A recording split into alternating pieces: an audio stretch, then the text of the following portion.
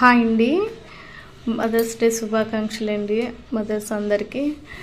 మా పిల్లలైతే నాకు సడన్ సర్ప్రైజ్ ఇచ్చారండి. వాళ్ళు పిగ్గీ బ్యాంకులో అమౌంట్ తీసేసి నా కోసం అయితే ఒక గిఫ్ట్ కొన్నారండి మా పిల్లలిద్దరు, నాకు తెలియకుండా. అది ఇక్కడ మీకు చూపించాలని వచ్చాను. చూడండి, ఈ చైన్ అయితే నా కోసం కొన్నారు మా పిల్లలిద్దరు. ఆ విషయం నాకు తెలియదు. మన ఫ్రైడే సడన్గా అమౌంట్ కావాలన్నారు, నేను ఇవ్వనన్నాను. వాళ్ళు పిగ్గీ ఇది తీశారండి, నేను అబ్జర్వేషన్ చేసుకోలేదు. అయితే అదే చూపిస్తున్నాను కదా, అదిగోండి అక్కడ మదర్స్ స్పెషల్గా అది రాశారు. నా పేరు రాసేసి అక్కడ హ్యాపీ మదర్స్ డే మమ్మీ అని రాశారండి. నాకు 2 చాక్లెట్స్ ఇక నా చైన్ ఇచ్చారు. నాకు చాలా హ్యాపీగా అనిపించింది.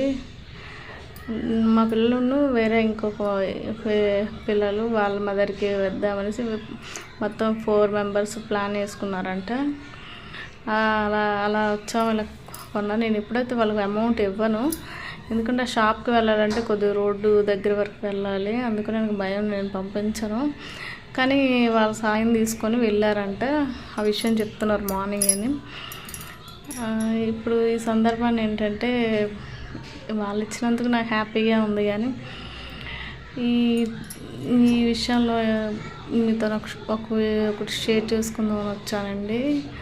మా మదర్ చనిపోయి ఒక 5 years అవుతుందండి. మా మదర్తో నా బాండింగ్ అనేది చాలా బాగుండేదండి. ఎంతంటే చాలా బాగుంటుంది. మా మదర్ ఒక్కసారిగా వస్తారు అనుకున్నాను, నేను తిరిగి వస్తారు అనుకుని చూసాం, కానీ తిరిగి రాలేదు. ఏం చేస్తాం, ఇంకా మన చేతుల్లో ఏం లేదు కదా. కానీ ఒకటి, అమ్మ ఇచ్చిన ధైర్యంతో ఇంతవరకు ఇలా అయితే, ఆవిడైతే నిజంగా,